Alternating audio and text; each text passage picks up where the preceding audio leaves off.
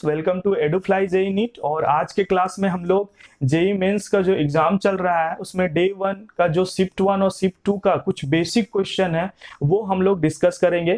तो जो सबसे फर्स्ट क्वेश्चन मैं ले रहा हूँ वो पीरियोडिक टेबल से है, चैप्टर पीरियोडिक टेबल। और उसका सबसे पहले मैं आपको बेसिक कॉन्सेप्ट बता देता हूं, उसके बाद हम लोग फिर क्वेश्चन पे आएंगे कि क्वेश्चन में किस तरीके से पूछा गया है। तो जैसा कि हर साल जेईई मेंस में एक बहुत ही इंपॉर्टेंट टॉपिक है पीरियोडिक टेबल में, atomic radius, ionisation enthalpy, electron gain enthalpy, ये सब टॉपिक से जेईई मेंस में हर बार क्वेश्चन पूछा ही जाता है। तो उससे रिलेटेड मैं कुछ कॉन्सेप्ट आपको बता देता हूं। तो सबसे पहले आपको पता करना पड़ेगा कि एटॉमिक रेडियस का लेफ्ट टू राइट ट्रेंड क्या है, टॉप टू बॉटम ट्रेंड क्या है। तो उसके लिए मैं आपको एक कॉन्सेप्ट बताता हूं। जैसा कि कोई सा भी आप एटम लेते हो जिसमें मल्टी इलेक्ट्रॉन्स है, तो उसमें उसका स्ट्रक्चर आपको किस तरीके से दिखेगा। एक मान लीजिए हमने बीच में एक न्यूक्लियस बना लिया और उसके जो इलेक्ट्रॉन घूम रहे होते हैं वो कहाँ पे घूम रहे होते हैं, ऑर्बिट में घूम रहे होते हैं। ऑर्बिट में घूम रहे होते हैं। ये जो इलेक्ट्रॉन घूम रहे हैं ये कहां पे घूम रहे हैं, ये इलेक्ट्रॉन ऑर्बिट में घूम रहे हैं। ठीक है, तो ये आपका न्यूक्लियस है, यहाँ पे प्रोटॉन रहता है। फर्स्ट वाले सेल में या ऑर्बिट जो आप बोलते हैं उसे हम लोग क्या बोल रहे हैं कि उसमें कितने इलेक्ट्रॉन, 2 इलेक्ट्रॉन। सेकेंड वाले सेल में 8 इलेक्ट्रॉन ले लेते हैं। मान लो मैंने एटम लिया, सोडियम का एग्जांपल मैं ले रहा हूं। यहां पे एक क्या हो गया, 2 8 1। ठीक है, समझाने का क्या मैं ट्राई कर रहा हूं कि भाई कोई सा भी जो आउटर मोस्ट इलेक्ट्रॉन है वही डिसाइड करेगा कि उस एटम का एटॉमिक रेडियस क्या होगा, उस एटम का साइज क्या होगा। ठीक है, तो यहां पे जो ये इलेक्ट्रॉन है, अगर मैं पूछूं कि इसका एटॉमिक रेडियस क्या होगा, तो आप बताओगे कि यार न्यूक्लियस से जो इसका डिस्टेंस है, न्यूक्लियस से जो इसका डिस्टेंस है उसे हम लोग क्या बोलेंगे, रेडियस बोलेंगे। अगर मान लो ये इलेक्ट्रॉन थोड़ा सा भी इधर शिफ्ट हुआ, इसका मतलब क्या बोलेंगे कि भाई रेडियस डिक्रीज हुआ। अगर इलेक्ट्रॉन स्लाइटली इस साइड में आ गया तो हम लोग क्या बोलेंगे कि भाई ये रेडियस इंक्रीज कर गया। ठीक है, तो यहां पे आप देखिए जो ये इलेक्ट्रॉन है, ये इलेक्ट्रॉन दो टाइप का फोर्स को एक्सपीरियंस कर रहा है। एक तो जो न्यूक्लियस लगा रहा है इस पे, जो प्रोटॉन लगा रहा है इस पे, है ना, एट्रैक्टिव फोर्स बोलेंगे उसे। और दूसरा जो ये सारे इलेक्ट्रॉन इस पे रिपल्सन का फोर्स लगा रहे हैं, ये सारे जो सील्डिंग फोर्स लगा रहे हैं, इसे सील्ड कर रहे हैं, सील्डिंग फोर्स इसे बोला जाता है। मतलब जो आउटर मोस्ट इलेक्ट्रॉन है वो दो टाइप का फोर्स फेस कर रहा है। कौन कौन सा, एक तो एट्रैक्टिव फोर्स जो प्रोटॉन लगा रहा है, और दूसरा वो सील्डिंग फोर्स फेस कर रहा है, रिपल्सिव फोर्स, जो इनर ऑर्बिटल के जो इलेक्ट्रॉन उस पे लगा रहे हैं। ठीक है, तो यहां पे जो अगर हम लोग बात करें कि ये इलेक्ट्रॉन नेट जो फोर्स है वो क्या फेस कर रहा है, तो यहां पे क्या होगा, ये जो एट्रैक्टिव फोर्स और जो रिपल्सिव फोर्स का नेट फोर्स है वही ये फेस कर रहा है। उसी फोर्स को हम लोग क्या बोलते हैं, effective nuclear charge. Effective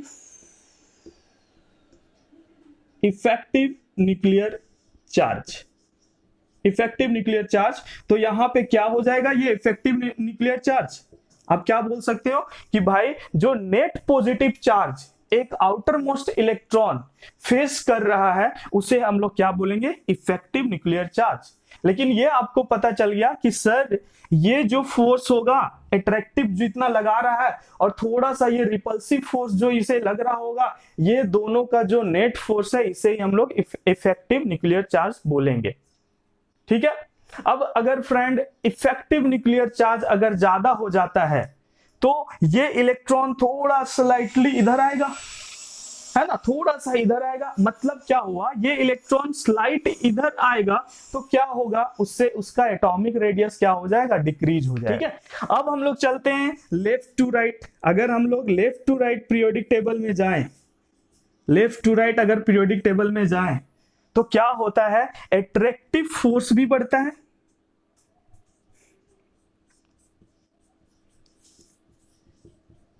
attractive force भी बढ़ता है और ये सील्डिंग पावर भी बढ़ता है। ठीक है, शील्डिंग पावर भी बढ़ता है, लेकिन जो डोमिनेट करता है ये अट्रैक्टिव पावर डोमिनेट करता है। मतलब लेफ्ट टू राइट अगर आप जाते हो तो क्या होगा, इफेक्टिव न्यूक्लियर चार्ज बढ़ेगा।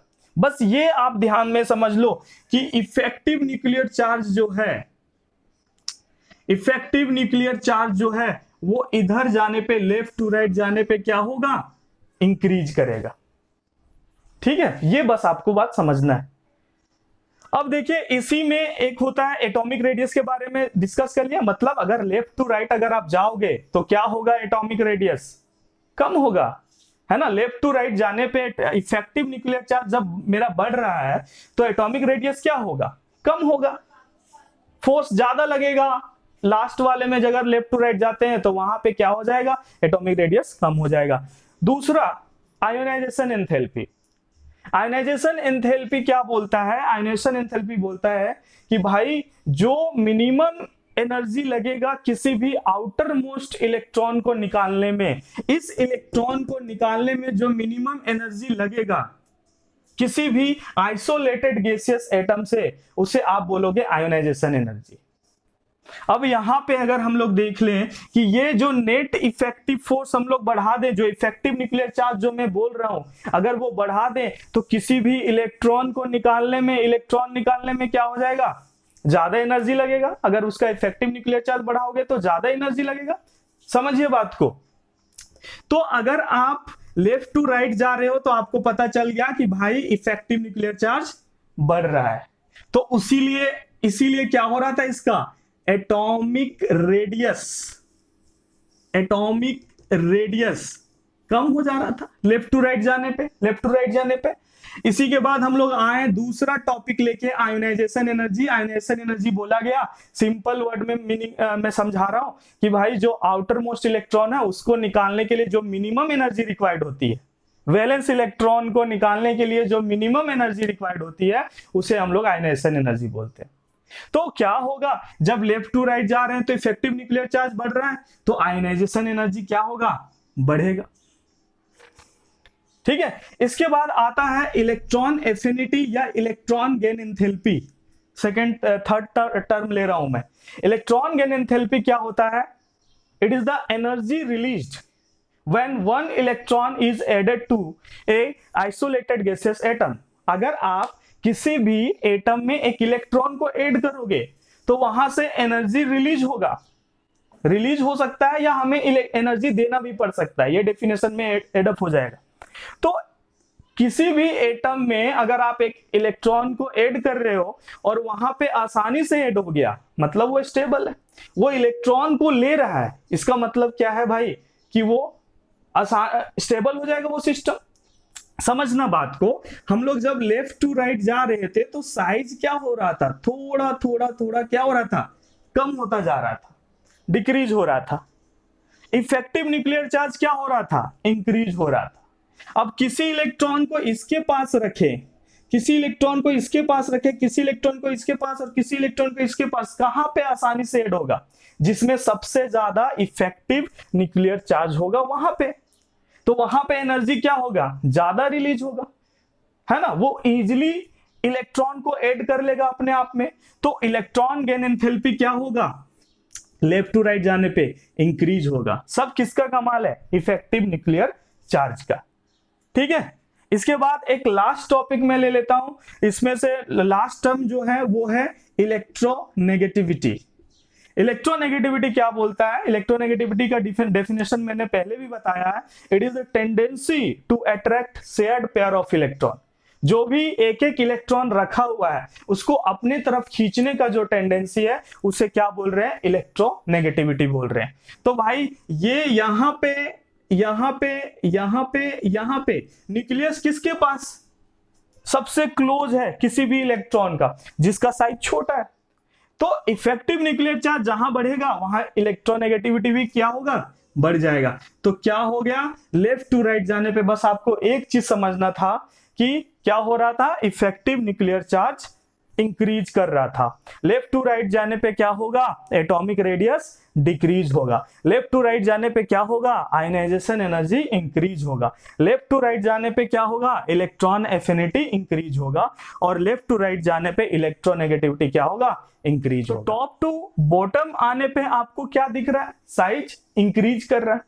और भाई जब साइज इंक्रीज कर रहा है तो इफेक्टिव न्यूक्लियर चार्ज, ये न्यूक्लियस से इलेक्ट्रॉन दूर चला गया, तो इफेक्टिव न्यूक्लियर चार्ज क्या हो गया भाई, यहां पे इफेक्टिव न्यूक्लियर चार्ज डिक्रीज किया। अब इफेक्टिव न्यूक्लियर डिक्रीज किया, इफेक्टिव न्यूक्लियर चार्ज, इसी पे तो सारा खेल है। एटॉमिक रेडियस इंक्रीज कर गया, आयनाइजेशन एनर्जी डिक्रीज कर गया। ठीक है, तो ये आपको बस समझना है। ये अगर आप समझ लेते हो तो जेईई मेंस इस बार जो दे रहे हैं या जो आने वाले टाइम में देंगे उनके लिए बहुत ही ये यूजफुल ट्रिक है। इस तरीके से आप पूरा एटॉमिक स्ट्रक्चर का जो ट्रेंड, पीरियोडिक टेबल का जो ट्रेंड चल रहा है वो आप अच्छे से कर सकते हो। ठीक है, तो पीरियोडिक टेबल में क्वेश्चन ले लेते हैं हम लोग। जेईई मेंस में जो आया हुआ है, फर्स्ट क्वेश्चन है, which metal is used in devising photochemical cell. Photochemical cell में कौन सा मेटल का यूज किया जा रहा है भाई, तो फोटोकेमिकल सेल में ऐसा मेटल चाहिए जो इजीली इलेक्ट्रॉन इमिट कर दे। अब इजीली इलेक्ट्रॉन इमिट कर दे इसका मतलब क्या है, उसका आयोनाइजेशन एनर्जी क्या होना चाहिए, कम होना चाहिए। तो ऑप्शन दिया गया आपको lithium, sodium, rubidium and caesium. तो लिथियम, सोडियम, रुबिडियम और सीजियम में सबसे कम आयोनाइजेशन एनर्जी किसका होगा, सीजियम का होगा, क्योंकि टॉप टू बॉटम आपको पता होगा एस ब्लॉक है ना, हेलिना की रब से फरियाद, तो उसमें क्या है, सीजियम सबसे नीचे आ रहा है। तो सीजियम का साइज बड़ा मतलब आयोनाइजेशन एनर्जी सबसे कम, मतलब जो बेस्ट सुटेबल मेटल होगा फोटोकेमिकल सेल के लिए वो क्या होगा भाई, सीजियम हो गया। तो ये आपका जेईई मेंस का एक क्वेश्चन सॉल्व हो गया, समझ में आ रहा है। इसके बाद हम लोग आते हैं सेकंड क्वेश्चन पे, among the following properties which property trend in magnitude is different from other across a period।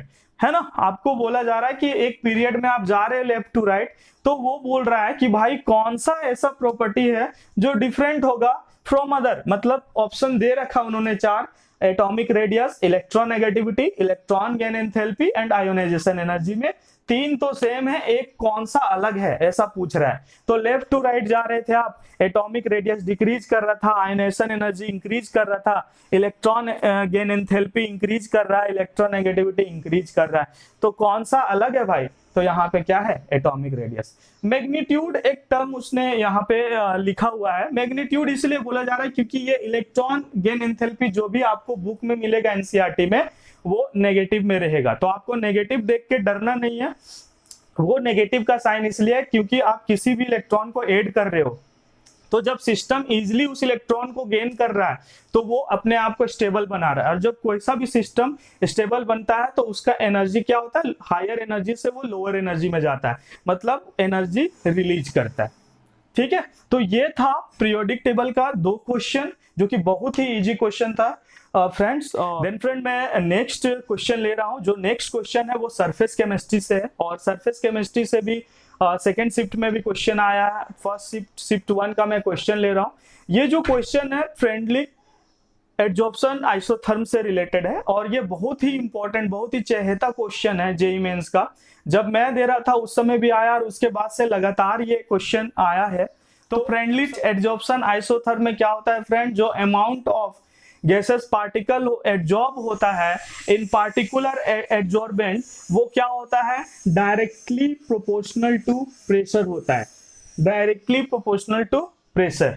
अगर हम लोग यहाँ पे प्रोपोर्शनल का साइन हटाते हैं तो क्या हो जाएगा, हमें कुछ कांस्टेंट डालना पड़ेगा, तो x/m इक्वल टू k डालते हैं, और यहाँ पे 1/n, k और n क्या होता है भाई, k और n कांस्टेंट होता है ना, और ये डिपेंड करता है जो आपका एडजॉर्बिंग स्पीसीज जो है उस पे डिपेंड करता है, k और n एक कांस्टेंट है, और जैसे मान लो चारकोल एडजॉर्ब हो रहा है कहीं पे तो उसका k का वैल्यू अलग होगा, कोई अदर हमने गैसेस पार्टिकल ले लिया तो उसका k और n का वैल्यू अलग होगा। ठीक है, सिंपल ये हमने ले लिया। हमें क्वेश्चन में दिया गया है graph between log x/m versus log p। हमें एक ग्राफ दे दिया गया, ग्राफ बना दिया किसका, log x बाई एम और log p का ग्राफ। तो इस इक्वेशन को हमें किस में ले जाना पड़ेगा फ्रेंड, log के टर्म में। तो दोनों साइड से हमने क्या करा, log ले लिया, log x by M equal to log k p 1 by n, ठीक है। log a into B, log a plus B, simple है, ये सब चीजें बताने की जरूरत नहीं है आपको, आप खुद जान रहे होगे। क्या हो जाएगा, log x by M log k plus 1 by n, इधर पीछे की तरफ आ जाएगा log p। अब आपको बोला जा रहा है कि हमें क्या दिया हुआ है, एक ग्राफ दिया हुआ है, मान लो log x बाई एम को हमने y मान लिया, ये आपका c हो जाएगा और ये आपका m हो जाएगा और ये x। y equal to M X plus C का ग्राफ आपको पता है भाई क्या होता है, एक स्ट्रेट लाइन होता है, और उसका ग्राफ अगर हम लोग ड्रॉ करें तो किस टाइप से बनेगा, मान लो y एक्सिस में हमने लिया log x by M, x axis में हमने लिया log p, तो एक ग्राफ ऐसा जाएगा। ये जो कट कर रहा है y एक्सिस में वो क्या होता है, इंटरसेप्ट, मतलब ये log k हो जाएगा। ये हमें जो दे रहा है वो क्या है, log k है। इसका जो स्लोप है भाई m, वो क्या मिल जाएगा, 1 बाई n मिल जाएगा, ठीक है। तो इतना हमें इंफॉर्मेशन मिल गया इस ग्राफ के थ्रू। अब हमें क्या बोल रहा है कि भाई और चीजें कुछ कुछ गिवन है, जैसे स्लोप का वैल्यू दे दिया 2 दे दिया, मतलब ये 1 बाई n का वैल्यू उसने क्या दे दिया, 2 दे दिया। log k की अगर हम लोग बात करें तो प्रेशर 4 एटीएम पे कैलकुलेट करने के लिए दिया जा रहा है, और intercept log k equal to ये दी गया है 0.477, ये इंफॉर्मेशन हमें दिया गया है, ठीक है। हमें फाइंड करना है x बाई एम, हमें फाइंड करना है x बाई एम, यहां से ले लेते हैं x बाई एम फाइंड करना है, ठीक है। एट ए पार्टिकुलर प्रेशर कितना, 4 एटीएम पे, P भी दे दिया गया है, 1 बाई n भी हमें पता है, K भी हमें मिल जाएगा, क्योंकि log 3 का जो वैल्यू दिया गया है हमें, log 3 का वैल्यू दिया गया है 0.477, ठीक है। तो एंटी लॉग ऑफ 0.477 क्या मिल जाएगा, 3, है ना। तो यहां से K का वैल्यू मिल जाएगा, मींस K इक्वल टू 3 मिल जाएगा। लॉग और एंटी लॉग का खेल है, ठीक। K इक्वल टू 3 हो गया, तो x बाई एम, K का वैल्यू पुट करेंगे भाई 3, P का वैल्यू पुट करेंगे 4, 1 बाई n का वैल्यू पुट करेंगे 2, कितना आंसर आ जाएगा, 48। बहुत ही सिंपल क्वेश्चन, फॉर्मूला बेस्ड था। तो ये तीनों कर्व दिए गए हमें, और इसमें से आपको पूछा जा रहा है कि भाई तीनों में से कौन सा इनकरेक्ट है, और फोर्थ ऑप्शन है नन ऑफ दिस, है ना। इस तरीके से 4 ऑप्शन दिए गए थे जेईई मेंस के पेपर में। तो यहां पे हमें क्या देखना पड़ेगा कि डेंसिटी का रिलेशन दिया गया है टेम्परेचर से। तो पहले हम लोग आइडियल गैस इक्वेशन जो है डेंसिटी के टर्म में हम लोग लिख लेते हैं। तो आपको पता है पीवी इक्वल टू एनआरटी होता है, N is number of moles, और नंबर ऑफ मोल्स आपको पता है given mass by molecular mass. तो यहाँ पे क्या हो जाएगा, PV equal to small M ले लेता हूं गिवन मास को, और molecular mass capital M R T, है ना। ये भी इधर ले आओ और m को इधर ले आओ, तो क्या हो जाएगा, ये pm equal to m upon V R T, ठीक है। मींस डेंसिटी के टर्म में अगर हम लोग बात करें तो d इक्वल टू, ये आपका d हो जाएगा pm अपॉन आर टी, ठीक है।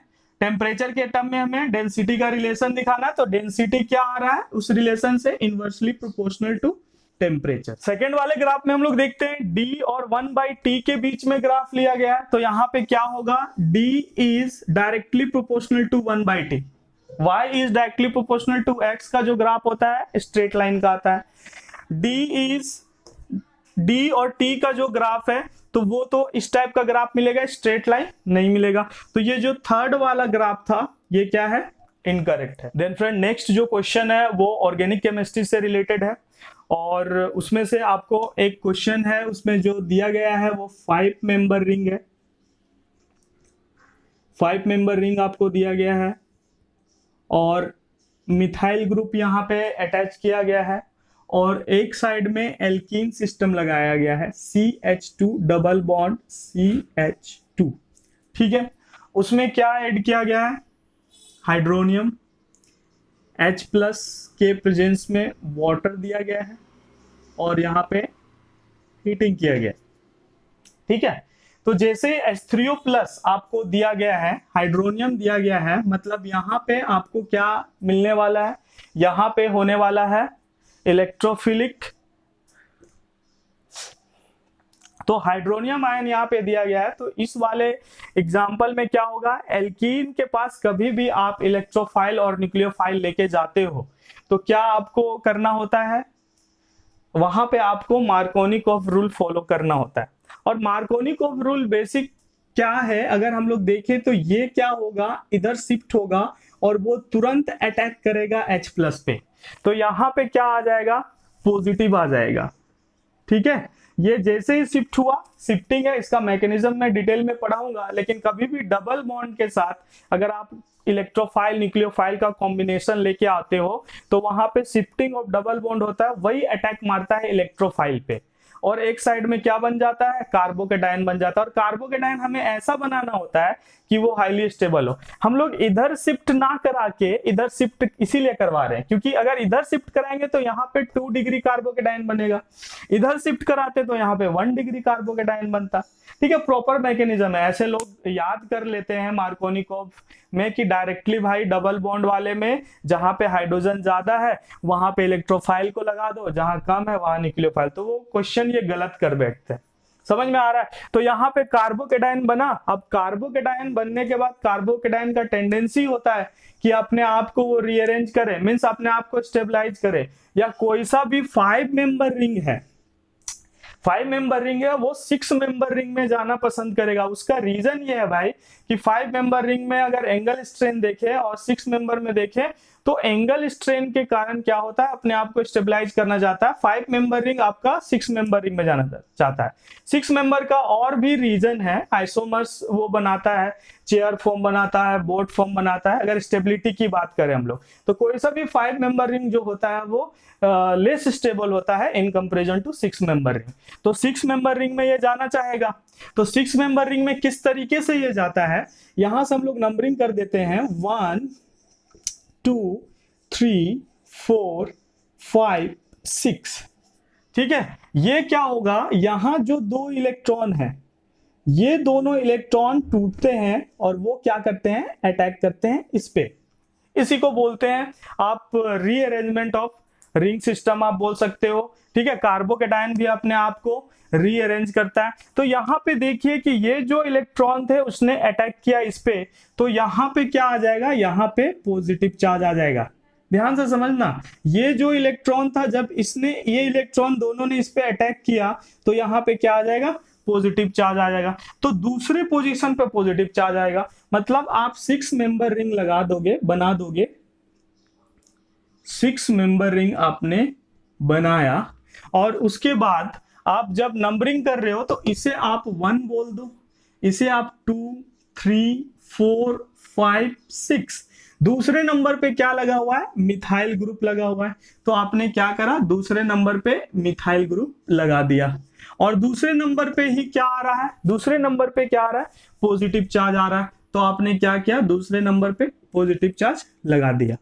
ठीक है, फर्स्ट नंबर पे एक मिथाइल ग्रुप लगेगा, तो फर्स्ट नंबर पे आपने एक मिथाइल ग्रुप लगा दिया। तो नंबरिंग करने का ये फायदा हो जाता है। जब आप रीअरेंजमेंट आप रिंग सिस्टम का देखोगे तो इसमें नंबरिंग करने का ये फायदा हो जाता है कि आप देख लो कि कार्बोकेटायन कहां पे बन रहा है और किस तरीके से बन रहा है। ठीक है, तो यहां पे अब पॉजिटिव चार्ज है। अब जो इसमें OH माइनस है इस सिस्टम में, ये क्या करेगा, ये अटैक कर देगा इस वाले पॉजिटिव चार्ज पे। मतलब OH कहां पे अटैच हो जाएगा, इस पे। ठीक है, तो ये हमारा क्या होगा, ये हमारा फाइनल प्रोडक्ट होगा।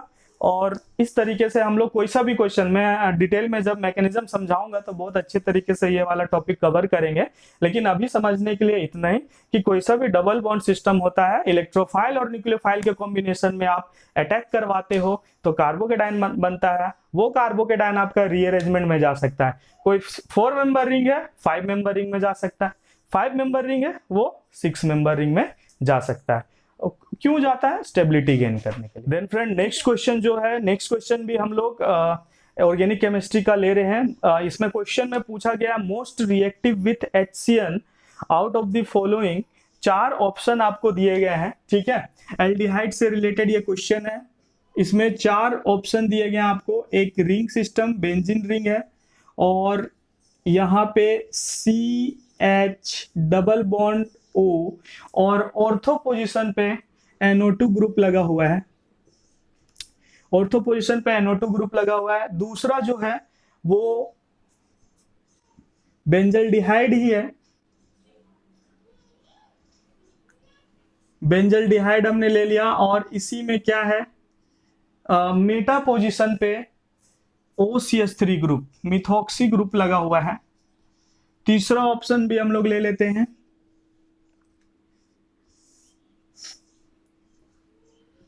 तीसरा ऑप्शन CHO का है और इसमें पैरा पोजीशन पे NO2 ग्रुप लगा हुआ है। और लास्ट जो है, लास्ट हम लोगों ने लिया benzaldehyde, CH double bond O और पैरा पोजीशन पे मिथॉक्सी ग्रुप लगा हुआ है। और आपको पूछा जा रहा है कि जो ये HCN है, मीन्स H प्लस और CN माइनस, ये जो अटैक करेगा वो रिएक्टिविटी सबसे ज्यादा रिएक्टिव चारों में से कौन होगा, ठीक है। तो भाई मैं आपको इसका एक कॉन्सेप्ट डायरेक्टली बताता हूं। और GOC में बार बार मैंने अपने वीडियो में भी बोला है कि GOC is backbone of organic chemistry. इसका रीजन यही है, आप पढ़ रहे हो ऑर्गेनिक केमिस्ट्री में एल्डिहाइड चैप्टर, लेकिन आपका जो कॉन्सेप्ट है वो जनरल ऑर्गेनिक केमिस्ट्री का आ गया। रीजन समझिए, ये आपका जो रिएक्शन है वो टाइप ऑफ रिएक्शन में अगर हम लोग देखें तो ये न्यूक्लियोफिलिक एडिशन रिएक्शन है। ये हम लोग देखेंगे तो यहाँ पे पार्शियल पॉजिटिव या partial negative. Partial positive means aldehyde वाला partial positive, partial negative, partial positive, partial negative होगा। अब ये जो रिएक्शन है न्यूक्लियोफिलिक एडिशन, तो CN माइनस जो है वो न्यूक्लियोफाइल का काम करता है और वो क्या करता है, अटैक करता है एल्डिहाइड पे। ये एल्डिहाइड का एक रिएक्शन है। एल्डिहाइड वाले रिएक्शन में क्या होता है कि C डबल बॉन्ड O, इस साइड में H, एल्डिहाइड ले लिया। यहां पे जब मैं एक न्यूक्लियोफाइल को लेके जाता हूं तो वो ये सेंट्रल पार्शियल पॉजिटिव एटम पे अटैक करता है। Reason, nucleophile, nucleus lover, proton lover, वो क्या करेगा कि ये जो सेंट्रल एटम है उस पे अटैक करेगा। तो जो हमारा रेट है वो पूरा डिपेंड किस पे कर जाएगा, इस पे डिपेंड कर जाएगा कि कितना ये ज्यादा इफेक्टिव अटैक कर रहा है, या तो इस पे अटैक कर जाएगा कि इसके पास कितना पार्शियल पॉजिटिव चार्ज जनरेट हो रहा है, इसके सेंट्रल एटम में कितना ज्यादा चार्ज जनरेट हो रहा है। तो और दूसरा फैक्टर जो डिपेंड करता है वो स्टेरिक हिंड्रेंस पे। यहां पे अगर कोई बल्की ग्रुप लगा दो तो ये इजीली अटैक करना पसंद नहीं करेगा। यहीं पे बल्की ग्रुप ना लगाओ तो ये इजीली अटैक करेगा। तो न्यूक्लियोफिलिक का 2 ही कॉन्सेप्ट आपको याद रखना है कि जो एल्डिहाइड या कीटोन का जो सेंट्रल एटम है उस पे क्या होना चाहिए, पार्शियल पॉजिटिव चार्ज ज्यादा होना चाहिए, और दूसरा कि वहां पे स्टेरिक हिंड्रेंस नहीं रहना चाहिए। देखते हैं कि इस वाले सिस्टम में कहां पे पार्शियल पॉजिटिव चार्ज, चारों में किस वाले में पार्शियल पॉजिटिव चार्ज ज्यादा है ना, किस वाले में पार्शियल पॉजिटिव चार्ज ज्यादा है। तो भाई देखो ये जो होगा रेजोनेंस में जाएगा, ऑब्वियस सी बात है ना, रेजोनेंस में जाएगा। डबल, सिंगल, डबल, भाई मैंने प्लस और माइनस और बताया है, आप एक बार वीडियो जाके देखिएगा, डिस्क्रिप्शन में लिंक दे दूंगा मैं। यहां पे ये शिफ्ट होगा, यहां पॉजिटिव चार्ज आएगा। अब ये पॉजिटिव चार्ज इधर से ये न्यूट्रलाइज होगा, लेकिन ये NO2 ग्रुप कौन सा इफेक्ट लगाएगा, -R। ये वाला कौन सा लगाएगा, -I। +R लगाता, लेकिन मेटा पोजीशन में +R is not applicable. GOC फिर से वापस, NO2 यहां पे ये लगाएगा -I और -R, यहां पे OCH3 -I और +R। ये जो ऊपर पॉजिटिव है इसको भाई ये OCH3 सपोर्ट कर रहा है, पॉजिटिव चार्ज को न्यूट्रलाइज कर दे रहा है, मतलब यहां पे जो न्यूक्लियोफाइल है वो इफेक्टिवली अटैक नहीं करेगा। ये तो गया, ठीक है, ये है ही नहीं तीनों में से, चारों में से, क्योंकि यहाँ पे प्लस आर आ गया। ये चाह रहा था कि भाई ज्यादा पॉजिटिव रहे मेरे पास, तो वो क्या करे, अटैक करे। अब ये देखिए NO2 ग्रुप यहाँ पे -I प्लस आर, -I खींचेगा कुछ इलेक्ट्रॉन, लेकिन क्या होगा, इससे कम खींचेगा, तो ये भी नहीं होगा। अब ये दोनों में टक्कर होगा, ऑर्थो और ये पैरा पोजीशन में दोनों -I -R, यहां पे भी -I -R। लेकिन एक चीज और मैंने बताया कि न्यूक्लियोफिलिक एडिशन में क्या होता है, आप एक उसका स्टेरिक क्राउडिंग भी देखते हो, स्टेरिक हिंड्रेंस भी देखते हो। यहाँ पे स्टेरिक हिंड्रेंस के कारण इफेक्टिवली अटैक नहीं करेगा, तो सबसे जल्दी जो अटैक करेगा, जो सबसे ज्यादा इफेक्टिवली अटैक होगा, वो इस वाले कंपाउंड में होगा, पैरा नाइट्रोबेंजाइडिहाइड में अटैक होगा। ठीक है, तो ये सब कॉन्सेप्ट है, बहुत मजा आएगा अगर आप कॉन्सेप्ट वाइज पढ़ोगे ये सब टॉपिक ना, बहुत ही मजा आने वाला है। देन फ्रेंड नेक्स्ट क्वेश्चन जो है वो क्वेश्चन ऑर्गेनिक केमिस्ट्री से रिलेटेड था। उसमें से आपको पूछा गया था कि डिटोल का स्ट्रक्चर क्या होता है। तो डिटोल जो ये एनसीईआरटी से डायरेक्ट क्वेश्चन है, और डिटोल का जो स्ट्रक्चर आईयूपीएससी नेमिंग की अगर बात करें तो आईयूपीएससी नेमिंग होता है 4-chloro-3,5 डाईमिथाइल फिनोल। ठीक है, मतलब जो स्ट्रक्चर आपको ये मेमोरी बेस्ड क्वेश्चन था, इसमें से आपको डायरेक्टली क्या करना था, आईयूपीएससी नेमिंग अगर याद है उसका तो इजीली आपसे सॉल्व हो जाता। ये 4-chloro-3,5, 3 और 5 पोजीशन पे मिथाइल लगा हुआ है, तो 3,5 डाईमिथाइल फिनोल। ठीक है, तो ये डिटोल का स्ट्रक्चर होता है, ये डायरेक्टली आपको एनसीईआरटी से पूछा गया था। आपको आईयूपीएससी नेमिंग करना है। इसमें सबसे पहला जो हम लोग काम करते हैं वो क्या करते हैं भाई, सबसे पहले ना सिलेक्शन करो पैरेंट कार्बन चेन का। तो हमने देखा कि यार एल्डिहाइड फंक्शनल ग्रुप है, कार्बन कंटेनिंग फंक्शनल ग्रुप, और एक क्या है, कार्बोक्सिलिक एसिड है, कार्बन कंटेनिंग फंक्शनल ग्रुप। तो हमने सिंपली क्या किया कि भाई इसके कार्बन को तो इंक्लूड करना मस्ट है, क्योंकि हमने रूल में पढ़ रखा है, ये मैंने पढ़ाया भी है। आईयूपीएससी नेमिंग आपको 14-15 लेक्चर में पूरा कंप्लीट मैंने करवाया है, वो प्लेलिस्ट में आप जाके देख सकते हो। तो हम लोग सबसे पहले क्या करेंगे, सबसे पहले हम लोग मेन चेन का सिलेक्शन करेंगे। ठीक है, हमने मेन चेन का सिलेक्शन किया तो ये हमें मिल गया। अब देखिए ये वाले कार्बन को हम लोग मेन चेन में इंक्लूड करेंगे कि नहीं करेंगे, ये हमें देखना पड़ेगा कि ऑप्शन में किस तरीके का आंसर हमें दिया गया है।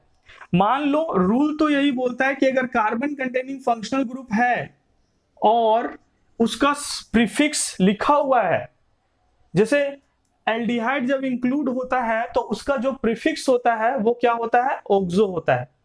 तो यहां पे हम लोग क्या करेंगे, जैसे 1, 2, 3, 4, 5, 6 इंक्लूड होते हुए ये हमारे लिए ऑक्सो है, तो एक बार इसका नेमिंग कर लेंगे। राइट, तो यही हो रहा है, क्योंकि भाई रूल यही बोलता है कि कार्बन कंटेनिंग फंक्शनल ग्रुप अगर प्रेजेंट है तो उसको इंक्लूड करना है, अगर सब्स्टिट्यूएंट जैसे में उसका प्रीफिक्स है। ठीक है, जैसे प्रायोरिटी टेबल में आप जाते हो तो एल्डिहाइड का प्रीफिक्स क्या होता है, इंक्लूड होते हुए ऑक्सो होता है।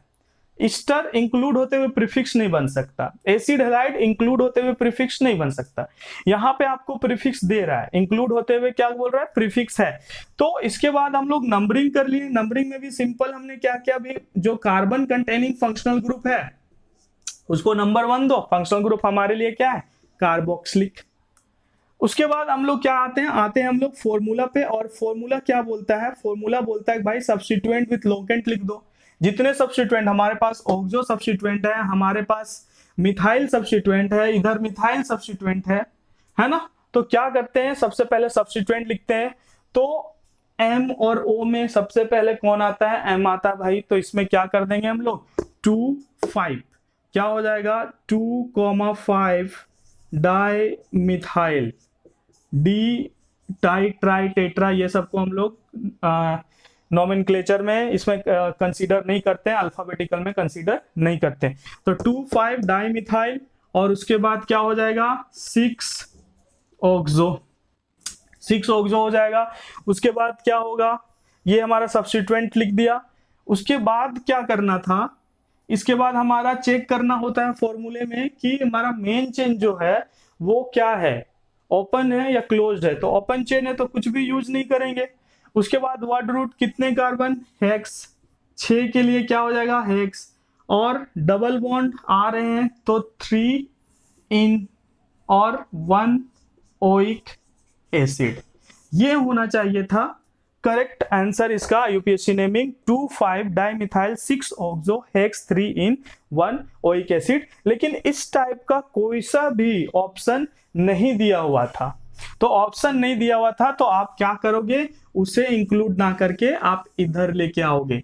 तो वहां पे फिर क्या हो जाएगा, हमारा मेन चेन यहां भी क्या हो जाएगा 6 नंबर इसे मिल जाएगा, और ये इंक्लूड नहीं होगा। और जब इंक्लूड नहीं होता है एल्डिहाइड तो उसका जो प्रीफिक्स लिखा जाता है वो लिखा जाता है फॉर्माइल। ठीक है, तो यहां पे आपका जो नेमिंग स्टार्ट होता वो स्टार्ट होता 5 फॉर्माइल, ठीक है, 2 मिथाइल। तो इस तरीके से ऑप्शन मिल रहा था, सब्स्टिट्यूएंट विथ लोकेंट हमें मिल गया। तो जो 5 फॉर्माइल 2 मिथाइल और उसके बाद हेक्स 3 इन 1 ओइक एसिड, तो ये ऑप्शन था, ऑक्सो का ऑप्शन नहीं था। तो इस तरीके से ये वाला हमारा मतलब वहां हमें समझ जाना है कि भाई हमें इंक्लूड करके नहीं चलना है। ऑक्सो वाला ऑप्शन था लेकिन वहां पे लिखा हुआ था 5 ऑक्सो, लेकिन हमें नेमिंग करने पे क्या आ रहा है 6 ऑक्सो आ रहा है। ठीक है, तो ये सब चीजें आपको ध्यान रखना है, बहुत ही इजी क्वेश्चन था।